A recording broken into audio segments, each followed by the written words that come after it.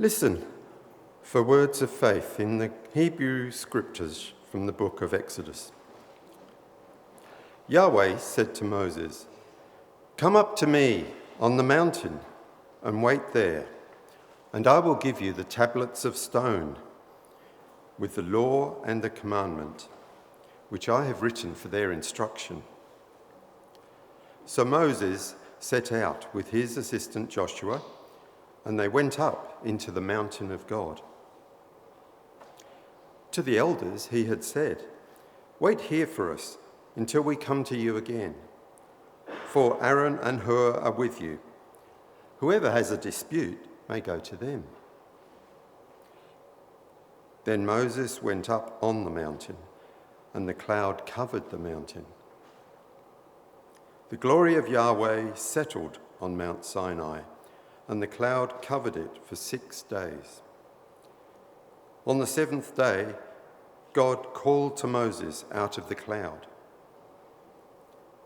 Now the appearance of the glory of Yahweh was like a devouring fire on the top of the mountain in the sight of the people of Israel. Moses entered the cloud and went up on the mountain. Moses was on the mountain for 40 days and 40 nights. For the search for wisdom in ancient times, we give thanks.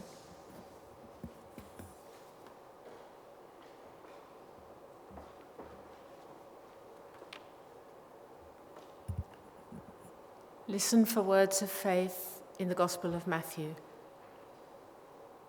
6 days later, Jesus took with him Peter and James and his brother John and led them up a high mountain by themselves.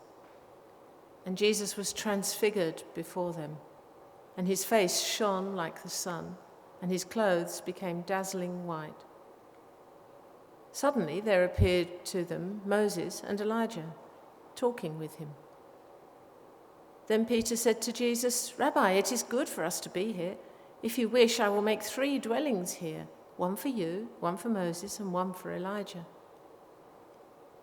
Peter was still speaking when suddenly a bright cloud overshadowed them, and from the cloud a voice said, "This is my own, my beloved. With him I am well pleased. Listen to him."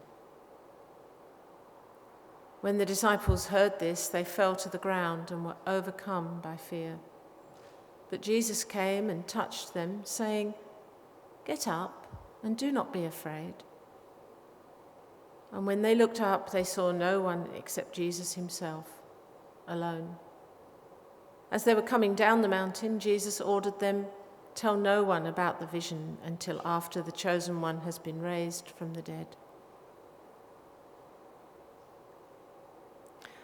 For the word that was in the beginning, for the word that invites and inspires, for the word embodied in us, we give thanks. When I was teaching at Glennie and Rudolf Steiner School, one of the roles I found most fulfilling was to be a class guardian. It seems a rather strange term in the educational context, but it was about pastoral care. A kind of school mission statement was chiselled into sandstone at the entrance to reception. Receive the children with reverence. Educate them with love. Let them go in freedom. A class guardian would receive a class of unique individuals in Year 9 and take them through to Year 12. It was a heavy responsibility and a great privilege to accompany them through these years of adolescent struggle. These transformative years from the unruly, chaotic, confused Year 9s to the mature, engaged, committed Year 12s. We watched and nurtured as individual gifts and talents emerged. One of the key transformative experiences through this process at school was the class camp. We'd go away for a week, hiking or canoeing or skiing or some such thing, with all sorts of outdoor experiences. This was about building different kinds of relationships within the class and with teachers.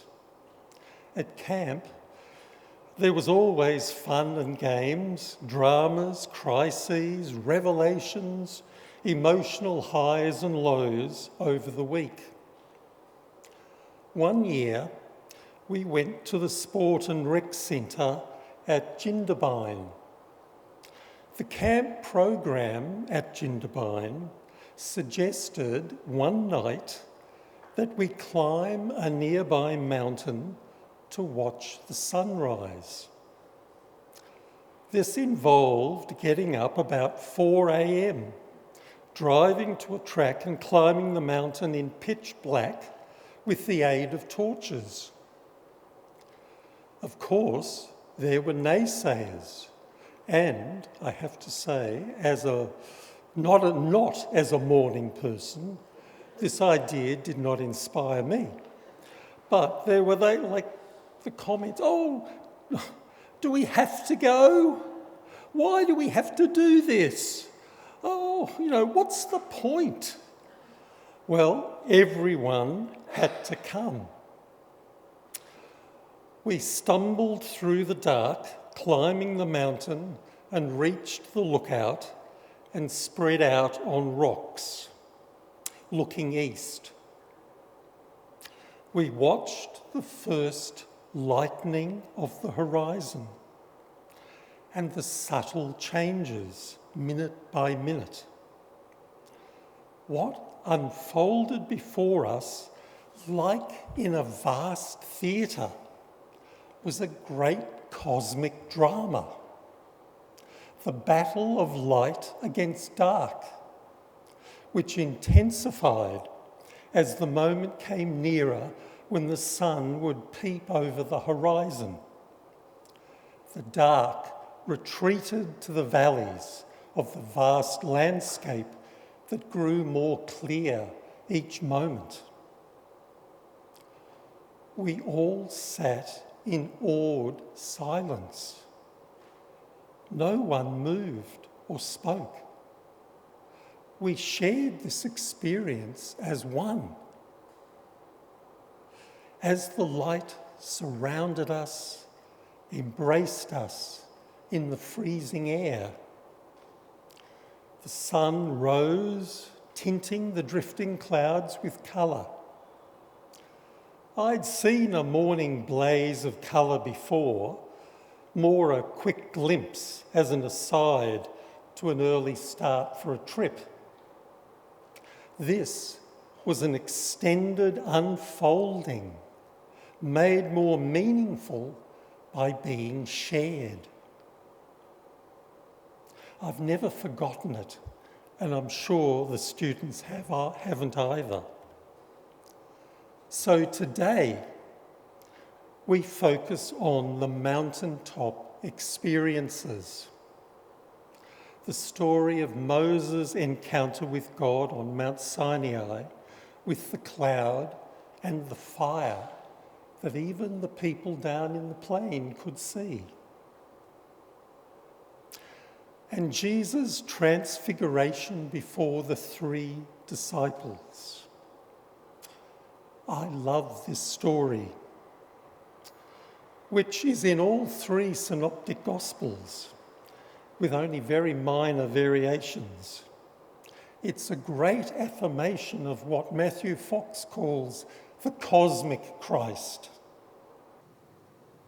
the divine nature of Jesus. I know this is difficult for some people who want to see Jesus just as a great prophet and teacher. The Transfiguration story comes as a sort of culmination of the season of Epiphany, It's the ultimate revelation and an inspiration for Lent starting next week. The season of Epiphany is really a process of revealing the divine nature of Jesus. It starts with the Magi, the astrologers, philosophers, the initiates of Eastern religions, who sense a great cosmic shift, an event of enormous significance, a turning point of time in human evolution. They sense something has irrevocably changed, and they go in search of the cause. This is only Matthew's story, and it's great we can read into it that other religions like Zoroastrianism in Persia, and possibly even Hinduism and Buddhism, could sense the significance of the Christ incarnation. This was a profound change from a world infused with wisdom to a world shaped by love. This is the Christian ideal, the reason for Christ's incarnation, to bring something new in human consciousness, a new path to the Spirit. The process of revelation of the Christ continues with Jesus' baptism in the Jordan River. The Spirit descends on him and he becomes the Anointed One, the Christ. He calls to fishermen. They drop their nets and follow him. The tax collector and others are instantly drawn. Why? How? They sense the power of God in him. It's palpable. Then this power is revealed generally to people. The crowds of people are drawn to him. It's more than charisma. It's the powerful healing presence of Spirit. The sense of presence is more important than the words, the teaching. The profound energy of love flowed out from Christ and touched people's hearts. He included them all in his love, no matter how despised or lowly. He was the fully realised human being, where spirit is fully developed. He frequently said to his disciples, "You can do what I do. You all have spirit within you, maybe dormant, tiny, undeveloped. Work on it." The final act of revelation is the transfiguration.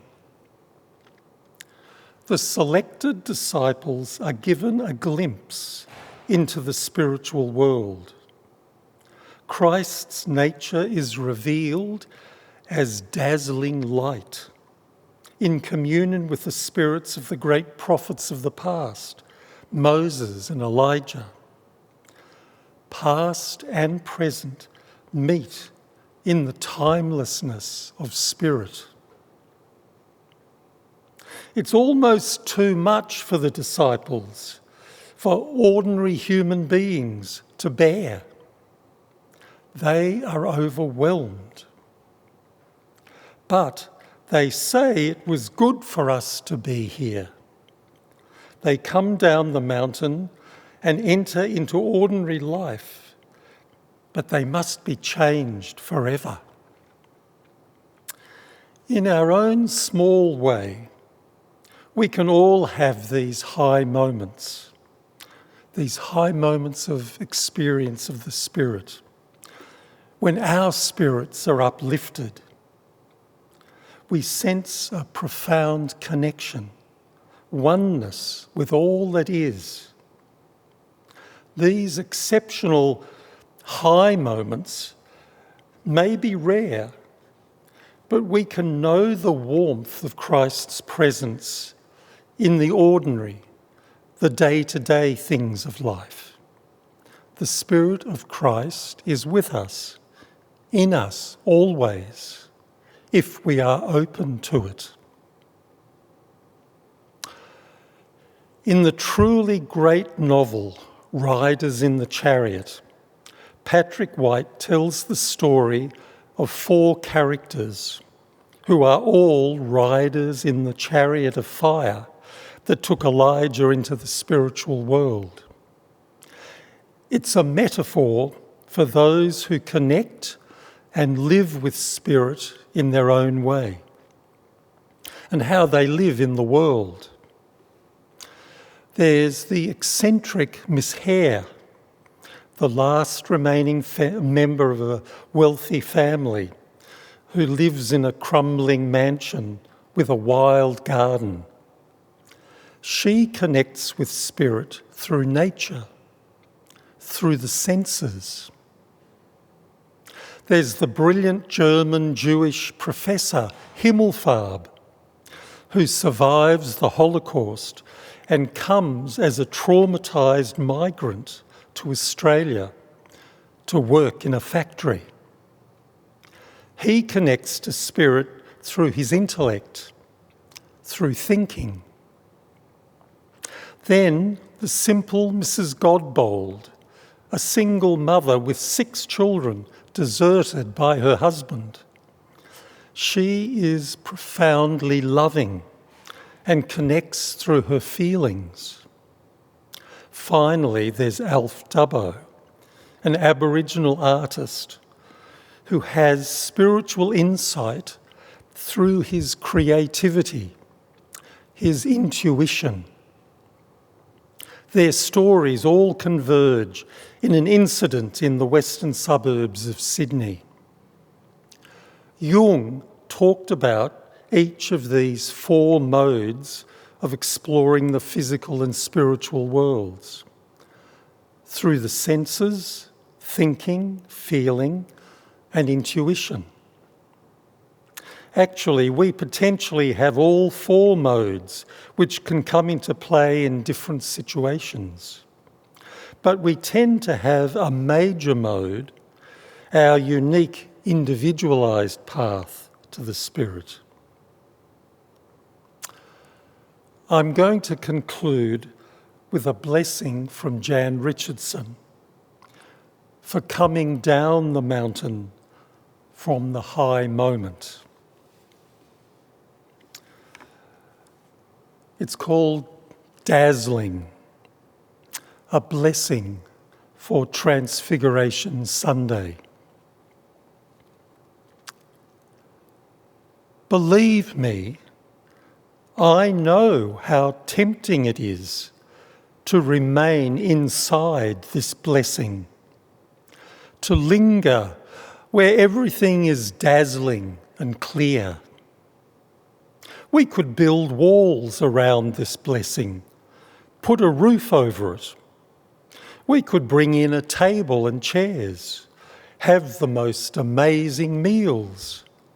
We could make a home. We could stay. But this blessing is built for leaving.